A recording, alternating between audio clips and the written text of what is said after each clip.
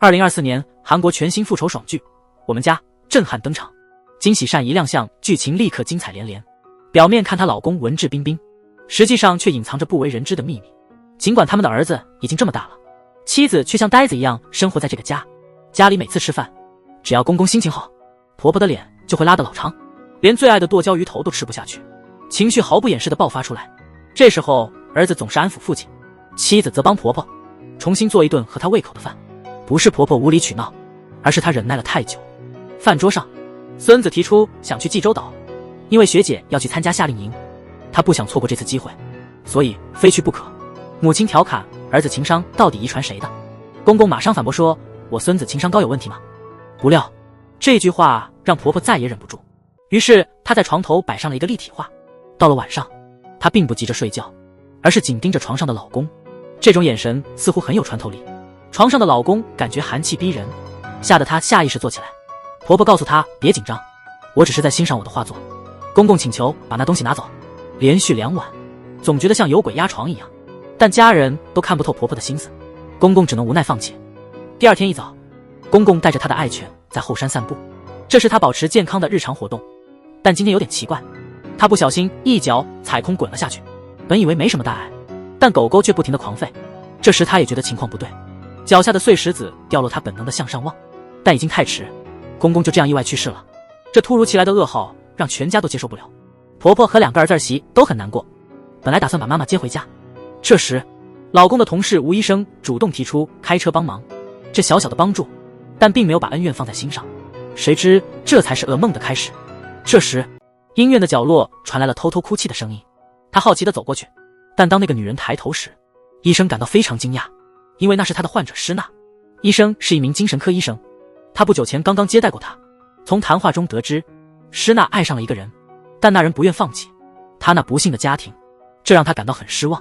但很快他反问医生，你对你的家庭满意吗？当时他没当回事，只当是普通的交谈。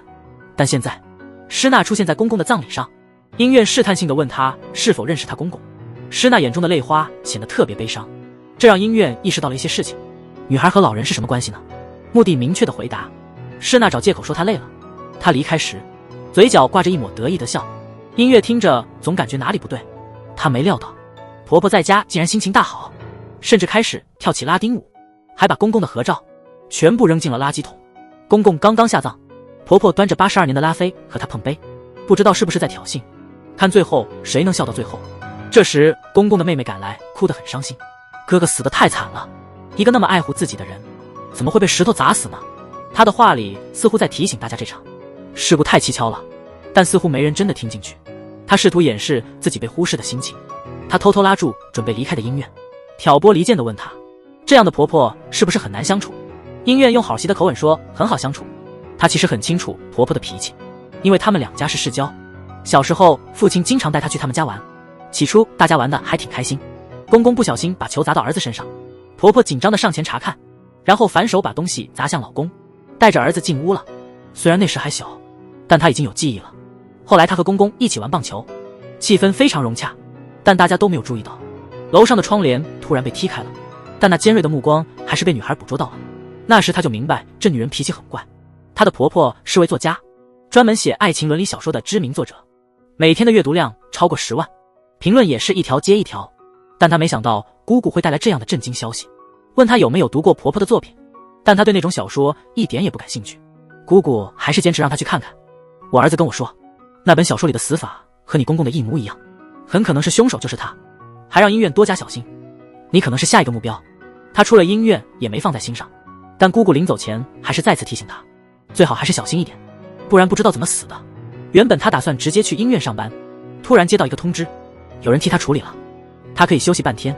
就在他回家的路上，突然看到婆婆开着法拉利精心打扮，他越来越怀疑婆婆有隐瞒。于是他们通过查看公公记录的重要日期，试图打开保险柜，因为他记得公公把一个本子放进了保险柜，果然密码正确，里面确实有个笔记本和一个 U 盘，笔记本里记录着日记。他把 U 盘插进电脑，看到了老公小时候的视频，忍不住笑了。但接下来的录音让他听得毛骨悚然。录音里清楚地记录了公公和另一个人的对话，他们在商量怎么阻止正直的卢理事，也就是医院的父亲不参与这件事。对方建议联合秘书设个圈套，让他暂时静一静。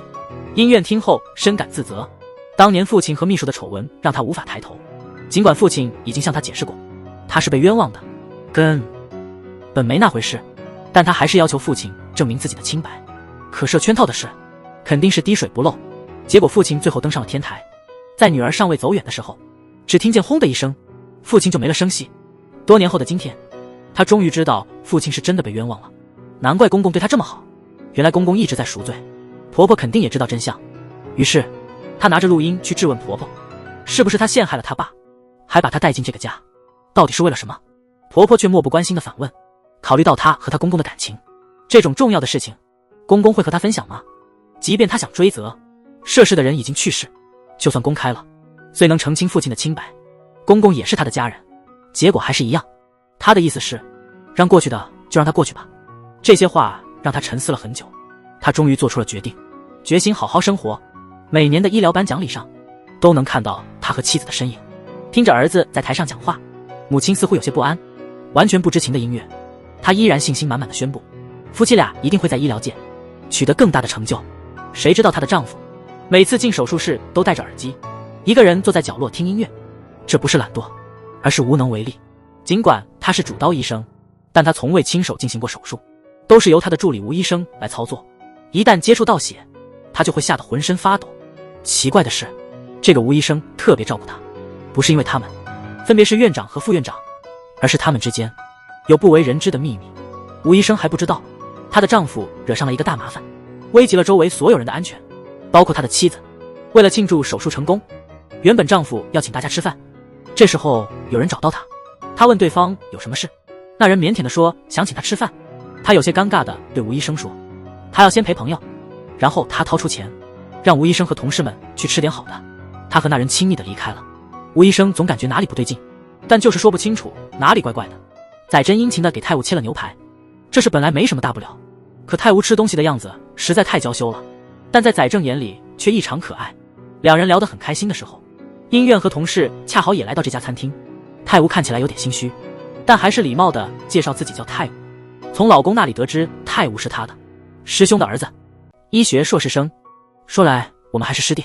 殷院好奇我们是否曾经见过，觉得他很面熟。泰晤瞥了载正一眼，说我只在电视上见过你，至于我这无名小卒，你肯定不认识。简短的几句话，殷院大概了解了泰晤，没有多打扰，他们先离开了。但出门后，殷院总觉得有点不对劲，甚至好奇老公和她是什么关系，关系这么亲密，难道是基友？但又觉得不太可能，毕竟他们都有儿子了。回到医院后，接二连三发生了些怪事。她收到了一个神秘包裹，打开一看，虽然包装很精美，里面竟是只死鸽子，还附带了他们的全家福，上面写着你的家庭还好吗？她努力稳定情绪，我告诉自己这只是个玩笑，想拉上窗帘安静一会儿。但出乎意料，黑暗中的全家福突然出现了数字。我有一种不祥的预感，1号是2天前去世的公公，2号是我的老公，3号是婆婆，4号是我们的儿子，5号竟然是我自己。难道公公的去世不是偶然？我本来想联系快递公司查寄件人，但快递公司说无法查询，他们只负责确认收件信息，可能是担心我的脑筋不够用。施娜好像在暗示我些什么。那一刻，她让我认为我和公公有某种关系，但无论我怎么掩饰，都逃不过那男人的目光。这男人后来起了决定性作用，沉浸在自己的计划中。我决定给他们一个大惊喜。这个惊喜果然引起了他的注意。妻子一回家，就发现丈夫异常的早回来了。妻子换衣服时随口叫了他一声，没想到那不是她的丈夫。那小伙解释说，他不小心把果汁洒在衣服上了，是载正哥让他去卧室找衣服换。我没有说话，但脸色明显不高兴。饭桌上那小伙毫不客气地接过空碗，说话甜得像抹了蜜，感谢叔叔让他回来吃饭。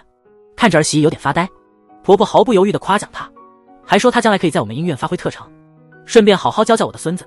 接连不断的称赞之后，小伙子精神焕发，说要上楼去看看叔叔的孩子。但他与老公的互动总让妻子觉得有些不对劲，但具体哪里不对他也说不清楚。没想到老公竟然提议让泰晤教孩子数学。妻子原本想深入了解一下泰晤的背景，你说他是你师兄的孩子，但我怎么不记得你提过这个师兄呢？丈夫反而觉得妻子这次怎么这么斤斤计较，还一副舔狗的样子，让妻子放心。泰晤是男人又不是坏人，还试图让妻子看到泰晤对孩子的教学态度。回到家后，她看着全家福，越来越觉得家里有些怪。公公突然意外去世，老公的性格突然大变。正当她胡思乱想的时候，一个不请自来的客人为她指了一条明路。作为一个精神科专家，他再次看着这个面前的女孩。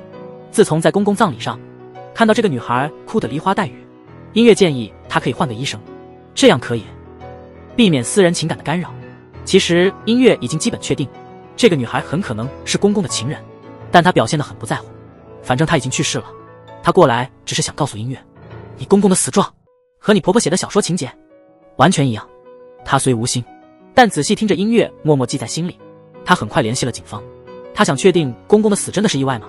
警察反问他为什么不要求尸检，即便是意外，我们还是推荐做尸检，但家人却不同意。他好奇是谁拒绝的，意外地是婆婆。他拿起婆婆写的小说，对比书中情节和公公的行踪，他难以置信，一个走了10几年的熟悉山路，怎么可能轻易摔倒，还刚好被山上的石头砸中，很可能有其他人介入。突然他在角落发现有人鬼鬼祟祟，回头一看竟然是婆婆。他不明白婆婆为什么会在这里。婆婆假装拿出一个打火机，说是来捡不小心掉的东西，但她手上拿的小说让婆婆问她是不是在怀疑她。婆婆对公公的恨意让她不禁怀疑起来。婆婆淡淡的说，公公那些外面的风流债，谁知道谁会想害他呢？她又想起了那件事，但奇怪的是婆婆显得很心虚，她手中的打火机点了又点。公公的事她还没弄清楚，就收到了老公和别的女人的亲密照，但奇怪的是照片里没有女人的正脸，而且照片日期是今天。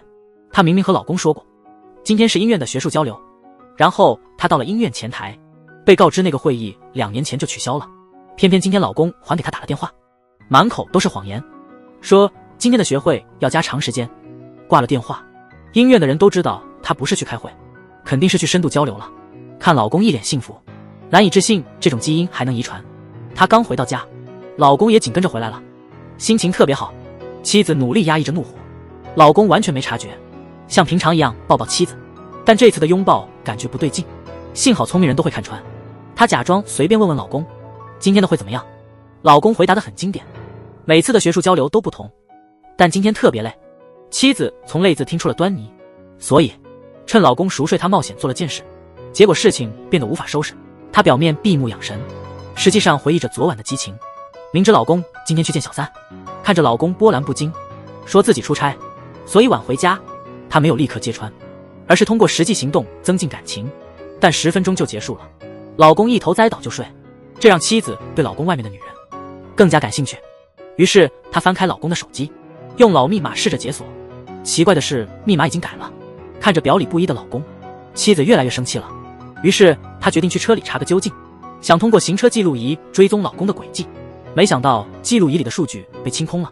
突然一个陌生的手机响了，听到电话那头弟弟急切地向姐夫要手机，他不禁好奇起来，你的手机怎么会在姐夫那里？弟弟看起来很不自在，赴宴解释说是姐夫约他吃饭，手机不小心落在车上了。英燕故作镇定说，你姐夫今天有学会活动，他哪有时间陪你吃饭？但弟弟不小心透露出姐夫的导航显示他去了阳平，这让姐姐抓到了一丝线索。弟弟差点想扇自己2耳光，弟弟没来得及解释，电话就被医院挂断了。接着她用网上的 GPS 查询了车辆轨迹，果不其然，她的丈夫真慧眼，每隔几天就去同一个地方，总是早上去晚上回。她努力控制自己的情绪，如果控制不住，她就会拿出随身携带的口香糖来平复心情，但总有人不让她安宁。刚到医院准备看诊，她又收到一个奇怪的包裹，上次是收到一个无头鸽子，这次她更加小心，让助理帮她打开包裹。这次出乎她意料，包裹里只有一个房子模型。她知道对方通过这个玩意肯定是在暗示她什么。记得上次无头鸽子中还夹着他们的全家福，而且还能用荧光棒看到上面的一串数字。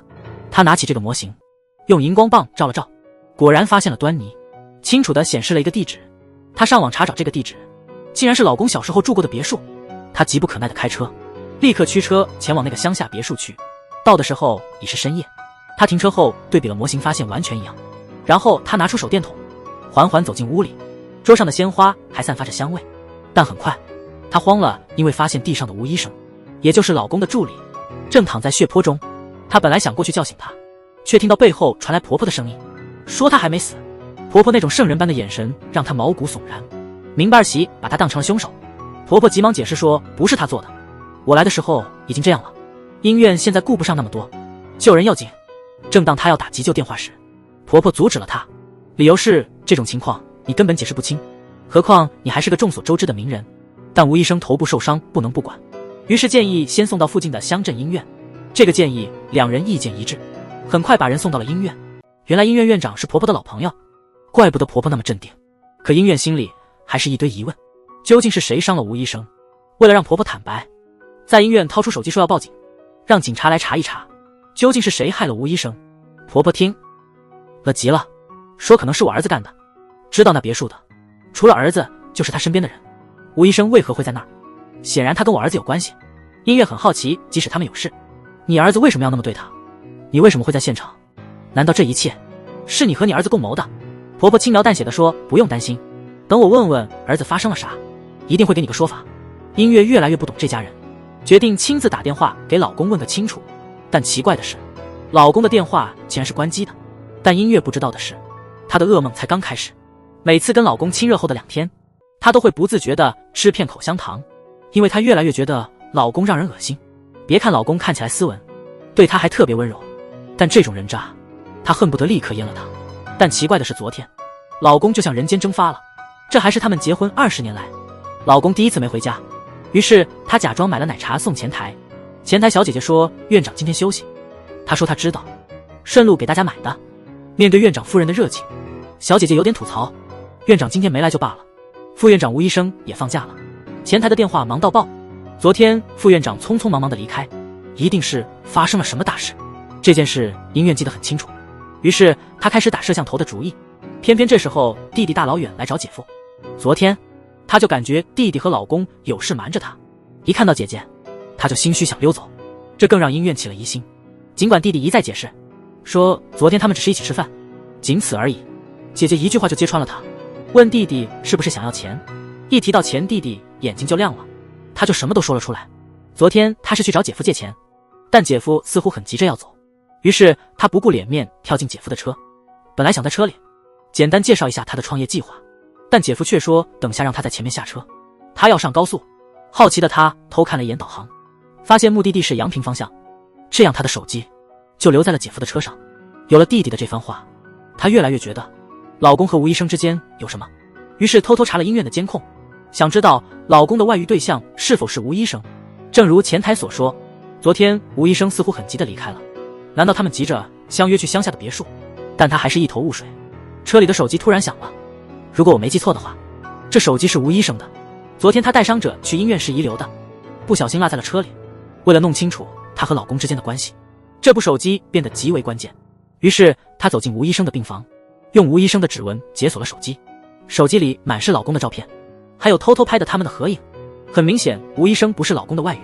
这张照片更是让他震惊，原来他们俩从小就认识。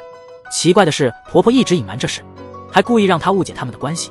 面对婆婆的解释，他表现得异常冷静。首先，你从未问过我他们的关系，其次我说他们有关系，但不是你想的那种关系。吴医生其实是单相思，所以我儿子并非出轨之人。而婆婆只说对了一半真相。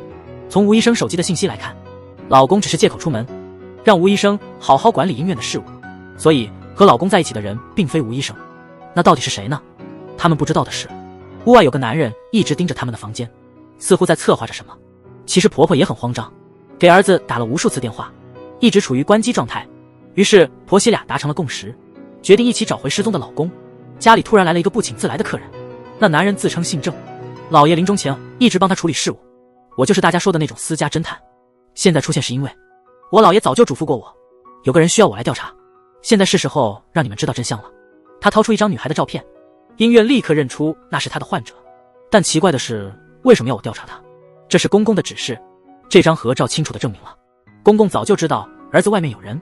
婆婆的反应更是古怪，她一把把照片撕毁了。这更证实了关于老公的事大家似乎都知道，只有她被蒙在鼓里。虽然那是她老公的情人，但有件事大家都未必清楚，那女人是个真正的魔女，跟她有关的男人都已经死了，而且死的都很惨，连警方都束手无策。听侦探讲述关于魔女残忍的行径时，母亲坐不住了，连医院都倒吸一口冷气。那女人躺在妇科检查椅上等待治疗，男医生让她放轻松，我们要开始了。脖子上突然感到一阵凉意，医生关切地问他痛不痛，他知道这男医生已经被他控制住了，于是他慢慢站起来，首先感谢男医生亲自处理他的伤口，然后作为答谢，邀请男医生一起去吃宵夜，话里话外都让男医生难以拒绝。男医生于是满口答应，但那男人还没意识到，这顿饭彻底改变了他的命运。表面上这个小女人害羞得很，其实她心里全是些不堪的画面。她从小就思维不同寻常，姐姐不小心被猫抓了一下，她急忙关心起姐姐的伤口。父母一听这事，急忙冲了出来，他们马上把她推到一旁。看到伤口之后，他们的目光立刻转向了她，她却在看那只猫。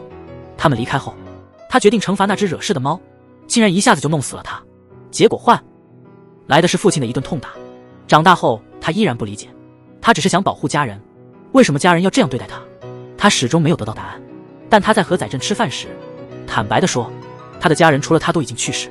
我们一家本来计划去法国巴黎旅游，到了那里，我突然觉得那家5星级酒店比巴黎铁塔还漂亮，所以我选择留在酒店。但我的父母和姐姐照计划出行了，不幸他们遭遇了车祸，车还起火了。听着这些，载振不由得为眼前这位小女儿感到难过。施娜的故事越讲越悲惨，她幸运的生还，但不久之后家里的火又烧伤了她的脖子，幸好遇到了一个技艺高超的整形医生。她只想告诉载振，是他给了她重生的第2次机会。一番溢美之词后，施娜提议成为彼此无话不谈的挚友。听到知己这个词，载振突然明白了什么，但载振还不知道，施娜已经结过2次婚，参加过3次葬礼。她第一任丈夫是吃河豚鱼中毒死的，第2任丈夫是溺水身亡，她被发现时已经冻成了冰块。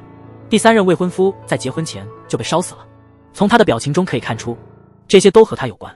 面对警方的审问，她却异常冷静，她完全能够证明自己不在场。其实只要有人惹恼了她，她就会当场爆发，因为那天是她的生日。第3任男友醉醺醺的回来，虽然对她说了声生日快乐，但完全没有尊重她，甚至自顾自地抓起蛋糕就往嘴里塞。她慢慢摘下生日帽，不识趣的男友还在那儿喝酒，突然一块蛋糕砸在了她脸上，恰好落入旁边的火坑，酒精遇火，男友瞬间变成了火人，而她整个过程都没试图去救他。尽管警方找不到任何证据，但看她丈夫死后的状态，警方还是建议她去看精神科。她虽然很傲慢，但还是接受了建议。电视上那位公认的感情专家让她看了好几期，似乎觉得挺有道理，于是她第一次和面前的姻缘专家进行了面对面的交流。她首次敞开心扉，问为什么家人都看不起我，想要离开我。姻缘反问她，你有没有想过为什么家人会离开你，或者你考虑过没有，你是不是让他们受了苦？施娜明白了，原来她一直在努力守护的家人问题出在她自己。音乐不知道她的一句话已经让施娜心生怨恨，加上音乐那自信的态度，施娜更加好奇了，到底是什么样的家庭能让她这么自信？她开始深入研究音乐的家庭，她想让这位自信的感情专家也体验一下家庭破碎的感觉。时间一长，音乐的老公已经被施娜迷得神魂颠倒，甚至迷恋到向她吐露所有的秘密，包括他虽然是医生，但实际上看不见血，所有手术都不是他亲自操作的。施娜听得越多，成功就越近了。男人越是倾吐心声，就越是能够被信任。施娜利用这一点，她还不知道自己正走向毁灭。妻子突然发现自己的老公竟然喜欢年轻的，难道年轻的就那么吸引人吗？婆婆装作什么都不知道，怒斥那小狐狸不知好歹。其实她早就察觉到儿子的异常，不管是男是女，一旦开始打扮自己，肯定心里有鬼。于是妈妈特别留心，果不其然发现儿子和那小狐狸形影不离。本来想用几张支票解决问题，这事儿就此打住吧，但她低估了这小狐狸，她的野心远不止这些。她甚至盯上了那男人的父亲，找人软肋下手是她的策略。但那老头子活了这么久，可不是省油的灯。于是她雇了私家侦探去调查那女人，不过很遗憾，没几天她就意外去世了。尽管公公过世了，那侦探依然没停止调查，他甚至还查出了更多事情。那女人不仅住在镇外，而且特别危险，人们都叫她魔女。听说她已经害死了3个丈夫，婆婆后悔没早点处理她，那时候就该除掉那小狐狸，这才让儿媳知道了真相。原来婆婆早就知道这一切，现在不是追究谁知道不知道的时候，要赶紧找到那女人，因为她的动机很不纯。听说儿子有危险，婆婆坐不住了，但她心里清楚，这时候不能乱了阵脚。比起找儿子，她现在需要给儿子的医院找个借口，先关门一段时间。毕竟作为院长的儿子，连副院长吴医生也不在，难免让人产生猜疑。医院内部开始有人闹事，他连尿床都没注意到，厕所里竟然装了针孔摄像头。他不停地道歉，我们医院会好好处理这件事。男人直接开门见山地说要关医院，仔细检查一番，真是配合得好。婆婆马上就答应了。儿媳感觉到了不对劲，特别是婆婆一点也不生气，还给所有员工发了1个月的带薪假。音乐老师没有揭穿，反而说要报警处理，知道瞒不住儿媳了。本来想告诉儿媳真相，这时候不能让媒体知道儿子和小狐狸的事。想想看，这段时间你收到了不少怪包裹，显然有人想一网打尽，我们得合理解决问题，不能掉进别人挖的坑。没想到突然出现了个意外，吴医生的男友找不到她了，急得像热锅上的蚂蚁。她怀疑出了什么大事。婆婆说吴医生又不是小孩，打不通电话很正常，但男友坚信肯定发生了事。婆婆讥讽地说，你当自己是警察呢？太敏感了吧。结果男友真的掏出了警官证，婆婆都惊呆了。男人坚决地说非找到吴志恩不可。这下他们俩慌了，因为把吴医生送到了乡下医院，他至今还未醒来。好在婆婆反应快，立刻处理了吴医生的手机，然后他们赶到了吴医生家，但门前的密码锁让他们头疼。婆婆神秘地拿出她随身的粉底，然后对着密码锁轻轻一吹。没过多久，出现了不可思议的一幕，密码键上的指纹清晰显现。通过这些数字来推测密码，婆婆竟然发现密码是她儿子的生日。她连输几次门果然开了，但他们还不知道，一进门差点被吓得魂飞魄散。原本打算把吴医生的手机留在家里，这样定位查找就不会有误，但又觉得这样不妥，索性决定放进行李箱。这一举动差点出大错。忽然听到有人好像要进门，吓得他们赶紧找地方藏起来。这位痴情的男友真是够痴情的，即便女友不在，他还是会帮忙整理屋子。没想到这位大男人突然情绪爆发，蹲在床边哭成了泪人。婆婆轻手轻脚地关上柜门，敏感的男友立刻察觉到了异常。他突然想到女友最爱的白 T 恤，那件衣服不能有褶皱。他迅速拿起衣服，决定把它挂进衣柜。这时婆媳俩心都悬到了嗓子眼，如果被发现，他们该如何收场？这是金喜善最窘迫的一次，窘到脑子都快短路。幸亏还有本能反应，他迅速把鞋子藏起来。随着门开的声音，他也悄悄地躲进了衣柜。原来来的是男友景泰，他们都倒吸了一口冷气，因为这位男士不仅对女友深情，更关键的是他还是个警察。没想到他竟然这么痴情。听说女友失踪后，这位大男人竟然哭得撕心裂肺。他在医院工作的心理师留了个心眼，这后来起了决定性的作用。突然他的目光落在衣柜上，这时候婆媳俩都紧张得要命。其实他只是想把女友的衣服整理好。就在他准备开门的时候，突然传来一阵敲门声，有人理直气壮地进来找知恩。多疑的男友马上质问对方是谁，得知是女友的叔叔后，他马上整理了一下自己的仪容，然后自我介绍，其实这个叔叔是婆婆找来帮忙的。但这男友太固执了，他坚信女友没有离开，因为他的行李箱还在。奇怪的是打电话他也不接，于是他又尝试打电话。这一下两人真的慌了，因为手机一直在他们手上。男友听到声音就开始找手机，关键时刻他们偷偷把手机扔了出去。倒霉的他撞到了柱子，就在他低头的时候偶然看到了手机。他纳闷手机怎么会在地上，那个假叔叔开始糊弄，说不定是智恩出门时忘记带手机了。他们都不知道，此时吴医生仍在医院昏迷。但更奇怪的是，她的老公也不知道去哪了。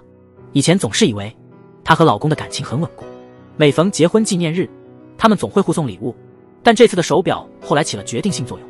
谁也没想到老公居然演技这么好，竟然偷偷和小狐狸在一起超过1年。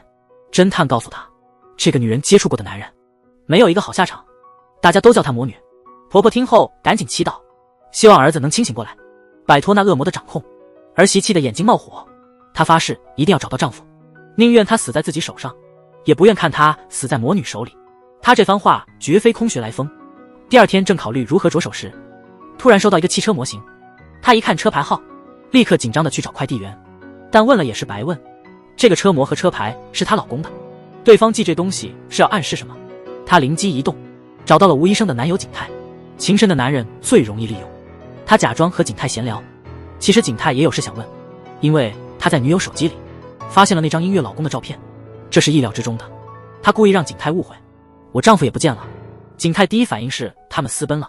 音乐再次旁敲侧击，你是警察，可以从我老公开始找起，这样就能找到吴医生了吗？真是一种执着，简直就是好理由啊。他能一整天盯着监控，眼睛都不眨一下。警察很快就拿到了结果，直奔医院，但他反而松了口气，因为监控显示从医院老公的车一路从阳平开到土地，途中在加油站可以看见副驾驶坐着一个女人，但那女人不是我们家的恩人。这一刻，音院更确定老公确实和施娜在一起了。于是婆媳俩根据监控的最后地址一路追踪。婆婆已经想好了，到了之后就拎起儿子的耳朵把他拽回家。经过一整天的路程，他们终于到达目的地，看到儿子的车确实停在那里，但询问后得知他儿子带着老婆在这里租了车去了玉之岛，但去玉之岛需要坐渡船，明天才能过去。也许是担心会发生什么，音院赶紧叫来了自己的弟弟。真是怕什么来什么。婆婆接到了吴医生音院的电话，吴医生已经醒了。音院急忙询问他还记不记得在别墅里是怎么被人打伤的。没想到吴医生情绪非常激动，他说我们都会有大麻烦的。显然那天真的发生了什么大事，因为情绪过于激动，院长不得不中断了沟通。第二天他们一大早就坐船过去了，询问周围的居民是否见过那时的情况。突然外面响起了一阵警笛声，他们有种不好的预感，跟着警车一直到了码头。警方正在那里打捞一辆落水的汽车，那车子还没打捞上来，车牌却先掉了下来。音院看到车牌后脸色立刻变得非常严肃，因为那正是她老公租的车。婆婆的腿都开始发软了，从车里突然掉出了一个大东西，让在场的每个人都吓了一跳，仿佛在看一场惊心动魄的复仇韩剧。原本是千里迢迢来找老公，没想到老公租的车竟然被从河里捞了出来。妻子突然有种不祥的预感，下一秒车里又滑落出一个大物件。警员立刻打开查看，里面竟然只有一条被子。警员自言自语，还以为里面有人呢，那尸体到底去哪了？母亲听了立刻斥责这话怎么说的，没找到人就说是尸体。警方很快通过线索帮他们找到了载镇的出租屋，桌上留着一张遗书。母亲看了只觉得头皮发麻，什么叫做一直活在痛苦中，要在这里结束自己的生命？请母亲原谅他的不孝，也请妻子原谅他的自私，因为爱你，我不想拖累你。母亲当场气得晕过去了。妻子万万没想到会是这样的结局，原本想找到老公狠狠给他2个耳光，问他为什么花心，因为尸体没找到。警方只好调查附近的监控，我发现了载镇，他和一个短发女士一起去吃兰州拉面，然后他们买了一大一小的旅行包。小舅子猜测他们可能是一起去殉情，或者那女人要害死我姐夫。一边说一边哭丧着姐夫，你不是说好接我5一创业的吗？怎么就这么走了？警方最后得出的结论是，虽然没有找到尸体，但根据以下的遗书，判断情况不太乐观。这时音院打算离开，婆婆却叫住了他，问他还有没有良心。这时候就离开，把我儿子单独留在这儿。本来还好，这么一说儿媳气得不行，是你儿子抛下我和别人跑了，我现在是来给他们俩办仪式的吗？婆婆气得咬牙切齿，我会自己找到我儿子。音院说自己不难受那是假的，毕竟他们一起过了20年。新闻很快就播出来了，一位音乐院长和他的小女友车子一起掉进了河里，虽然没有找到尸体，但在他们的出租房里找到了遗书。警方初步认为是自杀，所以海警正在扩大搜索范围。但吴医生看了新闻根本不信，不仅是吴医生不信，于是他去找吴医生，想弄清楚那天晚上别墅里究竟发生了什么。吴医生只好如实相告，那天我看到郑哥急匆匆的下班，出于好奇我就跟了上去，一直跟到了他的目的地。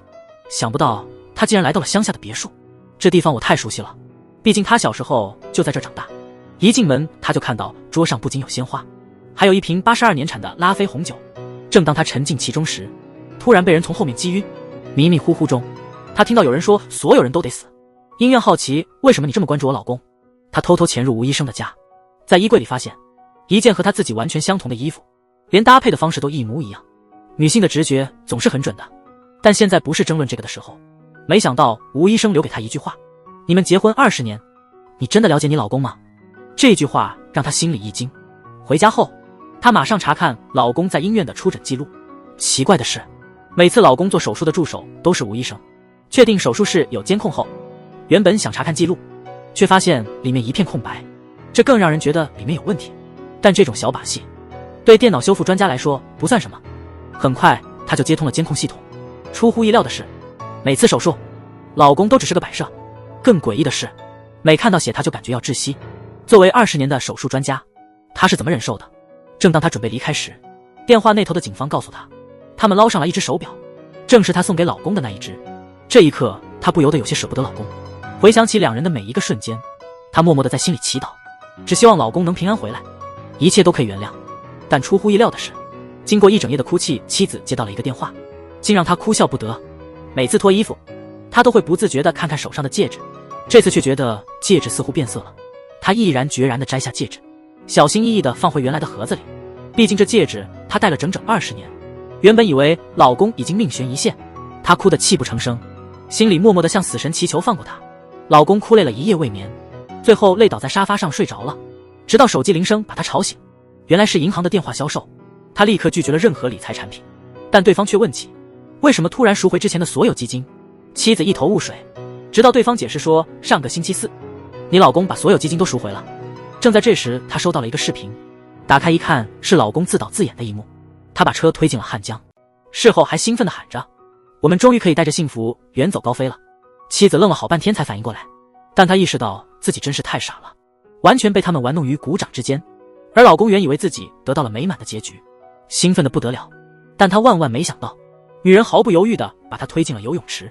从他的表情就能看出，他这是认真的，不是开玩笑。在那男人眼里，这女孩就像个依人的小鸟，内心善良得很，但他哪知道自己有多残忍。表面上喂鸽子，暗地里却把鸽子的头拧成麻花，然后寄给男人的妻子制造恐慌，这样他就能抽出更多时间去勾引这个天真的傻男人。全天下的帅哥都喜欢这口。1年的相处下来，载振对世娜言听计从，让他洗澡他就绝不去泡澡。载振太急躁了，急匆匆赶过来被吴医生撞见。吴医生一直对载振有好感，所以一路跟了过来。出门没看黄历，结果被世娜一棍打晕。世娜也没料到计划中突然多了一个人，但没关系，反正大家都得死。载振洗完澡出来，看到地上吴医生头破血流，他紧张的想上前，可悲的是他吓得连连后退。世娜解释说你被跟踪了，他看到我想杀我，我是正当防卫。看到心爱的人那委屈的样子，男人又开始糊涂安慰，显得弱不禁风，还有那么点理智，知道要打急救电话，但被施娜阻止了。他拿起吴医生的手机对载振说，你妈应该快到了吧，我们赶紧离开这儿，你妈来了就能处理好。真没想到这么大个男人还被女人牵着鼻子走，真是刺激不够。施娜又在怂恿那男人，我们是不是该远走高飞？男人起初还犹豫，他如果突然离开，家里人肯定会到处找我。但施娜出了个坏主意，让男人一错再错。他本以为假装自杀就能和施娜逍遥自在，哪知在施娜心里他只是个棋子，只凭这个视频就能让他们家破人亡。儿媳立马放话，以后你儿子怎样都与我无关，在我生命中他就当已经死了。婆婆想不通，为何那魔女会选他儿子，不是想置他于死地，他的目的到底是什么？回医院的路上，他又收到一个包裹，这包裹让医院猜到了答案。他找到婆婆，告诉她施娜的目标不是害朕。他拿出标号的全家福给婆婆看，婆婆也看出这魔女想让他们家天翻地覆，而医院对此毫不关心。但有一件事，儿子标的4号令他很担心，因为1号的公公已经去世了，直到死后我才知道，正是他害死了自己的父亲。现在的2号老公生死未卜，那个花心大萝卜欺骗了他整整1年。然后是3号婆婆，但他已不再关心这些，他只想在那个女人伤害儿子前阻止她。于是婆媳俩决定去乡下的别墅，看看有没有什么线索。他们万万没想到，这时施娜露出了胜利的笑容，正在焚烧着他们的全家福，甚至还兴高采烈地跳起了舞。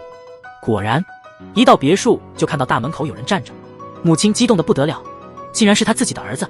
但在医院看到老公的那一刻，一股难以名状的恨意油然而生，她直接踩下油门。他们说死过一次的人胆子特别大，眼前这位女士就是个例子。明明是来做客的，她却对这家的女主人的衣服起了歪念头。试了试衣服后，她竟然露出了淫笑，下一秒不要脸的把衣服穿在了身上。她眉头紧皱，努力的拉着拉链。这时身后有人帮她拉上了，心虚的她想要解释一下，男人看出了她的尴尬，反而帮她解释起来，因为这衣服确实很诱人。女人示意她装作没看见，但看着女人那凹凸有致的身材，男人脑中突然冒出了一个可怕的计划。他随手拿起了这家女主人的项链，把它交到那个女人手里，还夸奖说这项链特别适合你。他的直觉告诉他，这个男人绝对不简单。奇怪的是，载振哥和他的关系特别好，甚至把他带回家，让他给儿子当家教。一度他还怀疑这家伙是不是有点问题，现在竟然听他说载振哥特别依赖你，甚至说没了你他都不知道该怎么办。知恩半信半疑地问，载振哥真的这么说的？泰吾摘下了他那副本不用的眼镜，靠近知恩耳边悄声说，不是因为他妻子命好，这家的女主人其实是你。这话明显是在怂恿知恩，让他义无反顾地跟他走。可知恩却浑然不知，载振已经被那外面的小三迷得神魂颠倒，那小三甚至把他按在水里，一点都不像是在开玩笑。就在这时，2个服务员走了过来，世娜只好放手，差点让他小命不保。他想问这到底是怎么回事，世娜淡淡的解释说，这就像是你的重生，所以接下来才是你真正体验新生活的开始。而这个重生让他以为好日子就要开始，殊不知他的所谓好日子在世娜看来却是另有含义。而他们从小一起长大的智恩听这男人一番话，我心里真动了，原来载正哥真的是爱我的。不久后他等载正妈妈回来，因为他清楚，虽然载正被那小狐狸世奈勾走了，但他相信载正肯定会回来的。载正妈妈一眼就看穿了他的想法，直言不讳的让他打消这念头。智恩不甘心就这样放弃，他已经为载正付出了太多，凭什么自己一场空？他决定赌一次，等载正回来。他知道载正的妻子怨气深，不会轻易原谅他，那时一切自然会水到渠成。不料他的野心反而让泰吾更加确认，这人正是帮他完成大业的合适人选。但晚上当婆媳俩回家时，没想到载正也回来了。虽然知道儿子没死，看到儿子回来，母亲还是异常激动，却被儿媳一把锁上车门。接着音乐眼中闪过杀意，她一脚踩下油门，直接朝丈夫撞去。因为音乐深知，男人一旦从小三那里回来，身上那股子味道是洗也洗不掉的。音乐的直觉没错，这家伙本不想回来，但他抵挡不住世奈的诱惑。他说要为了他们的未来，让他回去处理完家里的事，他们可以重新开始，一辈子不离不弃。男人一听这话，立刻决定现在就回去处理，让他等他回来。可是心里世奈在暗暗咒骂，男人就是这种生物，没想到他老婆也这么狠。幸好他反应够快，这才捡回一命。回家之后，妻子看着合照，越看越觉得不对劲，丈夫能这么乖乖回家，肯定有问题。于是他利用自己作为心理师的职位，让助手把所有曾经的病人资料都找出来。因为世娜明显是在报复，他必须找出世娜的心理问题，这样才能阻止她继续报复。与此同时，智恩回到医院，但她那牛皮糖般的男友担心不已，害怕智恩再次受到偷袭。智恩却只想找到关于世娜的病历，因为载正哥没有其他社交途径，打定主意一定是在医院。果然他找到了世娜，于是他想让警察男友帮忙调查世娜的行踪，这样他就能找到载正哥。眼镜小哥看似无意闯入，其实是想告诉智恩，载正已经回来了。谁能想到，载正第一天回来就买了好多食材，连保姆都惊讶的不行。他为这顿饭早已经精心准备。爆火的复仇剧情是韩剧中最精彩的一集，妻子试图挽回丈夫，劝他不要再犯错。看看你那憔悴的脸，肯定是被那人吸走不少精气，你能不能醒醒？那狐狸其实是想报复我们的。家里人都感到心寒，但这不是男人的错，他看起来确实是个好人，每次去孤儿院都带着满满的礼物，连院长都夸他是圣人，孩子们甚至当他是妈妈。但谁都不知道他的内心藏着多么恐怖的邪恶。他表面上送女孩礼物，实际上是在培养小魔女。看着女孩被孤立，他假装好人去洗脑他们。聪明人会把恨意藏在心里，然后找机会让大家知道你的存在，把他们牢牢绑在自己身边。他就是用这种方法让男人对他欲罢不能，甚至听命于他，让他摆脱家庭束缚，然后和他一起远走高飞。被迷惑的老公竟然拎着2大袋子回来，保姆看了都吓一跳，连他妈妈都觉得奇怪。儿子突然说要亲自下厨，还为之前的失踪道歉，妈妈感到很欣慰。儿子能主动离开那个女人回家，这说明他真的长大了。谁知道竟然是一场陷阱宴会。他把所有人都邀请到家里，小姑试图营造气氛，桌上摆满了美食，但他的脸色越来越难看，因为所有的菜都是外卖或者是路边摊的。载振一屁股坐下，这场奇怪的宴会正式开始。妻子有种不祥的预感，老公终于说出了那些他这辈子都不敢说的话。他特别爱吃的那些食物，在家里却是绝对禁忌的。小舅子好奇他到底想说什么，接下来的才是关键。他活了40年，全是一场假象，一直在扮演好儿子和好丈夫的角色，骗过了所有人，甚至连那些在台上得到的奖项都是骗来的。虽然每次手术他都是主刀，但实际上全是别的医生操作的，因为他有严重的晕血症，根本无法见血。知道我有这病，母亲还是非要我当医生，只是为了给自己留后路。这里做的都是家人，希望大家能理解。这位糊涂的老公其实是想揭露母亲的秘密，让妻子彻底失望，告诉他你父亲是被陷害的，我父亲也参与了其中，母亲害怕事情暴露，才让你嫁给我，我们成了一家人。小舅子心里火冒三丈，但他强忍着不发作，毕竟姐夫刚回来，不能让姐姐和他分开。没想到，姐夫的目的是让妻子讨厌这个家，以此获得自由。载振离开后，智恩的笑容藏也藏不住，看起来像是在等着捞好处，却不知道他们的每一个动作。施娜把一切都监听得一清二楚，她没料到，最初选择从载振下手，果然是正确的选择。这家伙果然没有让他失望。现在的载振已经彻底失去了理智，他决定去寻找自己的幸福，要重新做回真正的自己。他按照与施娜的约定，彻底和家里人断绝关系，与他重新开始他们的故事，迫不及待地联系施娜。他已经做到了彻底的决断，可他不知道施娜的野心远不止于此。他早已另有打算。他之所以能成功，全赖眼前这个男人。这个男人是已故公公的秘书，从他的表情可以看出，他对施娜非常关心。傻傻的载正在机场等着施娜，殊不知施娜觉得这还不够刺激，他放了载正的鸽子，本来是想让男人回家后再出发，结果被妻子一顿折腾。他万万没想到，这次男人回家竟让妻子发现了关键线索，甚至还找到了家里100中里隐藏的监控设备。他悄无声息的行动，完全不知道，那还没意识到对方已准备好反击，而且只用了一个巧妙的招数，直接击中了他的软肋，气得他差点使出狮子吼功夫。金喜善做梦也没想到，男人这种生物的基因竟然这么强大。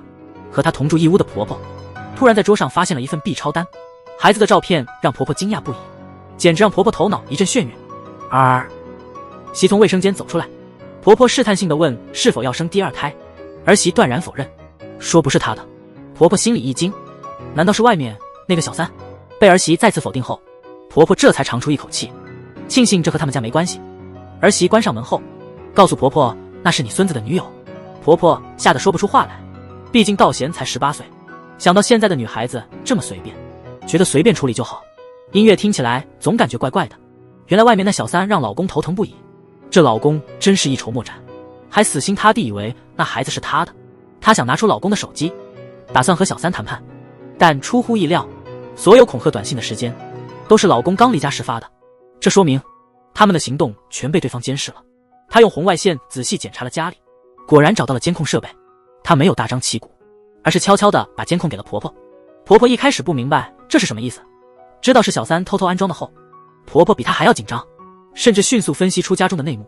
看着自己的目的达到了，于是她声明自己不再插手，这是你儿子惹的祸，自己处理吧，你这做妈的还得去擦屁股。可儿媳根本没意识到，其实婆婆是这家里最苦的人。她结婚没多久，医生就告诉她，她怀孕的可能性几乎为0。老公冷冷地瞥了她一眼，虽然没提离婚，但那眼神里满是鄙夷。直到有一天，她意外发现老公藏着小三，她甚至没有一点愧疚，只是显得有些扫兴。她对这种男人也无可奈何，毕竟她是个不会生蛋的母鸡。但1年后，不知是命运的安排，还是她的狗屎运，家里突然多了一个婴儿。她这辈子以为当不了妈的，却越看越爱。抱着婴儿时，突然发现婴儿窝里有张字条，正是那天她撞见的那个女孩留下的，承认这孩子是她和你老公的，但是她说她不能和比她大20岁的男人在一起，希望她能真心对待这个孩子，并且誓言孩子的出身她会永远保密，这样她就有了个儿子。但她怎么也没料到，这儿子竟然像他爸爸一样，不仅喜欢同样的事，而且特别讨人喜欢，只是有个毛病，太过执着。她听说载振被施娜抛弃了，施恩只能劝她放开一些，那种女人就是个祸害。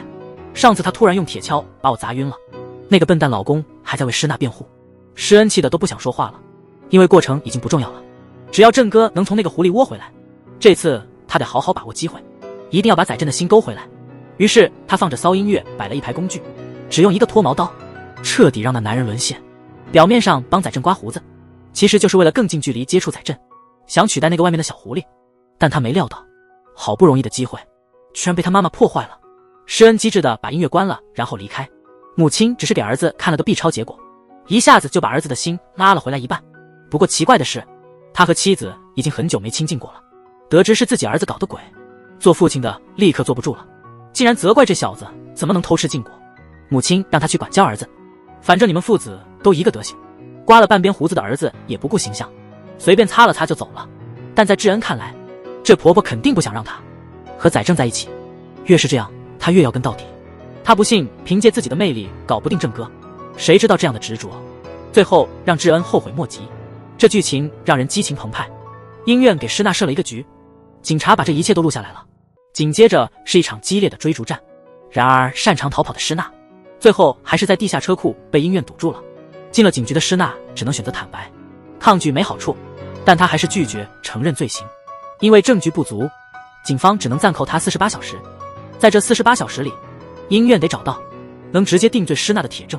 就在前不久，医院按地址找到了教堂的施娜姐姐李世允修女，向医院透露，尽管世允之前暂时幸存，但她遭受了严重的创伤后应激障碍，几年后终于撒手人寰。但眼前的修女知晓李世允的一生。小时候的李诗娜在院子里喂鸽子，碰巧姐姐放学回家，因为乱飞的鸽子吓到了姐姐，诗娜那晚就无情地杀死了鸽子。姐姐不敢相信眼前的情景，诗娜却觉得这很正常。一天晚上，家里突然起火，诗娜唤醒了熟睡的姐姐，打算一起逃离火场。但世允没想到的是，火灾发生在父母的卧室，但诗娜阻止姐姐去救人，世允还是义无反顾地冲进了火海，只留下冷漠的诗娜在一旁观看。诗娜以为姐姐会死在火海中，但世允奇迹般的苏醒了，最终还是去世了。看着李世允的照片，医院突然有了一个主意，他找到了一个长得和李世允很像的女人，希望能用她来实施计划。于是就化妆成被烧伤的世允，进行了精心打扮。世允担心姐姐没死，怕自己纵火的事情曝光，肯定会来阻止姐姐。世娜知道警方手里没有确凿证据，48小时后她就能离开警局。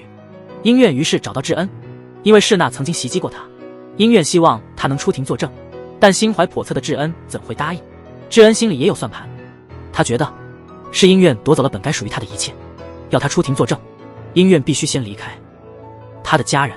这种过分的要求，换做谁都不会答应，所以他们的对话也就不欢而散。另一边，婆婆发现内鬼竟是自家仆人安市长，原来安市长早和他们有勾结。婆婆和医院一起说服安市长作证，她来到了警局。婆婆此前已经去见过世娜，婆婆觉得李世娜是个可恶的女人，明明早就收了钱，却一直纠缠她儿子。看来李世娜并不只是为了钱，她还嘲讽婆婆的母爱既善良又伤感。在她看来，母爱世娜的所作所为，婆婆觉得这样的疯子应该由自己来对付。她告诉世娜安市长已被逮捕，一切很快就会明朗。但世娜似乎并不慌张，好像一切都在她的掌控之中。的确是这样。当警察问市长是不是李世娜让他安装摄像头，市长在所有人紧张期待的目光中竟然变节了，把所有罪名都往自己身上揽。世娜从警局里大摇大摆地走了出来，她一出来就碰到了载振。尽管载振被施娜迷得神魂颠倒，但他终于恢复了一点理智。既然施娜威胁到了他的家庭，载振决定指控施娜攻击了智恩。施娜却不屑一顾，还故意说是智恩伤害了载振。是不是那天太害怕了？失忆的他准备离开警局，正准备离开时接到了儿子的消息。他匆忙回到自己的医院，道贤的女友马上问他什么时候能送他们去国外留学。作为母亲的医院希望他们能在国内生孩子，因为在国外生孩子不容易。医院把道贤女友怀孕的事告诉了弟弟，弟弟提醒他这可能是施娜的计划。他在姻缘沉思，突然收到了施娜发来的信息，询问他儿子的秘密是否是怀孕。晚上时，医院找到了儿子，希望道贤能跟他说实话，因为白天有人发信息说知道他的秘密。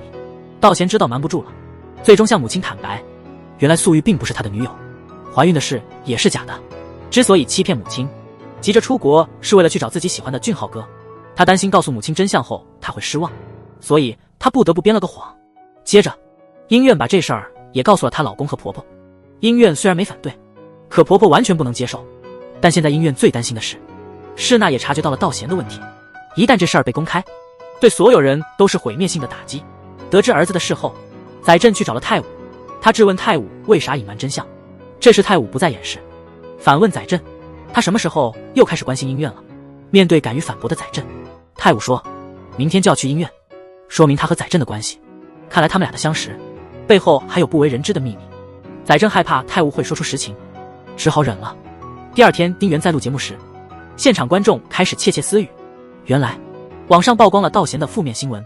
丁原担心儿子承受不了，急忙往道贤学校赶，但还是迟到了一步。道贤竟从学校楼顶跳下，亲眼看着儿子坠楼身亡，这让医院感到无比孤立和无助。好在这一切只是一场梦。后来婆婆找到了苏怡，她觉得苏怡帮道贤谎称怀孕不太对，如果真喜欢道贤，就应该勇敢去争取。与此同时，医院正忙着准备直播，没想到这一幕，她突然收到了世娜发的信息。这次她也体会到被威胁的滋味。之前音院想揭露是那纵火杀姐的事，现在是那反击了，打算直播曝光道贤的秘密，看看音院能不能及时阻止。为了自己的儿子，音院作为母亲必须得阻止是那。但她到别墅一看，发现婆婆在那里颤抖着跪在地上，脸上还有血。到了案发现场，市长已经倒在地上，早就没了呼吸。音院和婆婆成了嫌疑人，被抓进了监狱。原来婆婆正想办法对付施娜，却突然收到施娜的匿名信息，威胁要把婆婆一家的秘密公开。婆婆急忙开车去别墅，她刚走进客厅，想开灯，但开关坏了。突然有人从后面捂住了她的嘴，她拼命挣扎，但力量差距太大，婆婆最后还是被制服了。醒来时，她发现手里握着刀，浑身都是血，旁边躺着已经死了的安市长。这一幕把婆婆吓坏了，她完全懵了。就在这时，姻缘也来到了现场，看到死去的市长，急忙问婆婆发生了什么。婆婆说她自己也不清楚发生了什么，她刚到这里就被人给打晕了，本来是来解决问题的，结果不小心落入别人的圈套，还没来得及想对策，警察也迅速赶到了现场。现场发现了一具尸体，姻缘和婆婆正好被警察抓个正着，两人成了主要嫌疑人，随后被警方带走了。而施娜在一旁看着这一切。根据姻缘的说法，她是因为收到施娜的威胁才来到别墅的。警方调查显示，短信是用一个匿名手机发出的，因此难以追踪。姻缘说她到别墅时只看到安市长的尸体，尽管婆婆出现在现场，但她绝不是凶手。婆婆也如实陈述了自己来别墅的经过。警方推测袭击她的可能是安市长，但当时太暗，婆婆也看不清楚袭击者是谁。在警察问及姻缘是否共犯时，婆婆坚决否认，声称姻缘在她醒来后才到，所以姻缘不可能是凶手。虽然婆婆平时看似强势，其实她很感激姻缘。姻缘与其儿子已婚10年，一直照顾好这个大家庭。婆婆还常去看望姻缘的患有失忆症的母亲，但她对这一切一无所知，也没告诉过姻缘。第二天，姻缘洗清了嫌疑，最后她被释放了。而婆婆当时场景中只有她一人，凶器上还有她的指纹，因此她成了警方眼中的主嫌。但最终还是要看案件的具体结果。如果死者是被刺死的，婆婆想洗脱嫌疑可能很难。后来他们去医院探望婆婆，因为按计划来说本应是她成为目标，但情况出现了意外，婆婆却替她挡了钱。她并没有怨恨或者抱怨，反倒觉得这样的结果更合适。如果一切如施娜所计划，让医院背上罪名，那这个家庭就真的散了。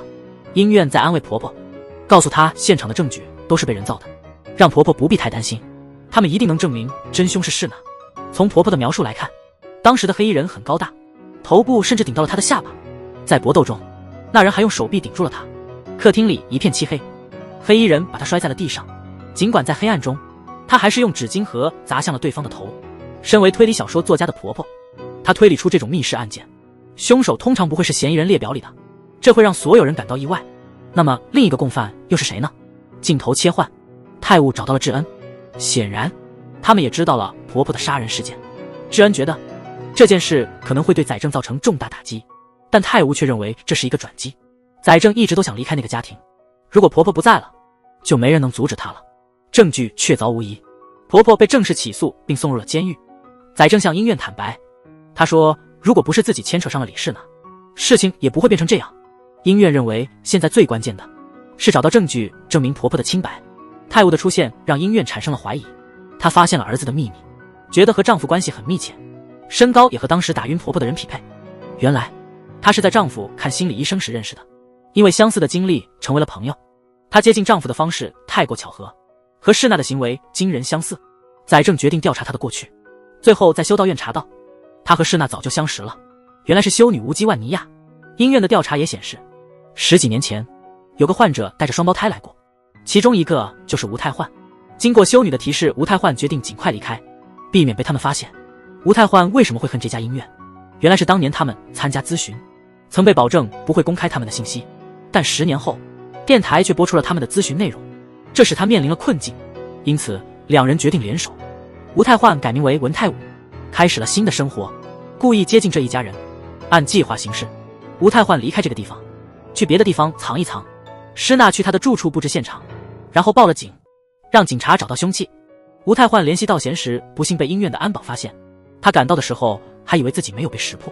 虽然医院揭露了吴太焕的真面目，他却不在乎，因为没有证据证明那晚攻击婆婆的就是他。虽然吴太焕确实想报复，但他的目的只是揭露道贤的秘密，让他母亲名誉扫地。但狡猾的李世娜怎会轻易放过？世娜有她自己的计划，她把市长引到别墅，随后吴太焕将她迷晕，两人穿上雨衣将她杀害，等婆婆到时再将她迷晕，在现场故意留下指纹。完成后，吴太焕计划逃往外地，却被音院通过短信引回。当他回到，他从桌子上拿起全家福，没想太多就猛地一拳，然后捡起地上的玻璃碎片，气急败坏的准备对付音院。这时载振冲出来，把他扑倒在地，但显然载振不是他的对手，很快就被吴太焕制服。在关键时刻，音院急忙拿起桌上的台灯，朝吴太焕头部猛击，然后奋力救出载振，但这毫无效果。音源的举动只是让吴太焕的复仇心更加炽热。此刻的吴太焕完全失控了，他死死地掐着载振的脖子，嘴里一直在喊去死。载振差点就没命了。这时外面响起了警笛，这声音让失控的吴太焕清醒过来，他不再想复仇，只想赶紧逃出这里。但最后他还是被外面的警察当场抓获。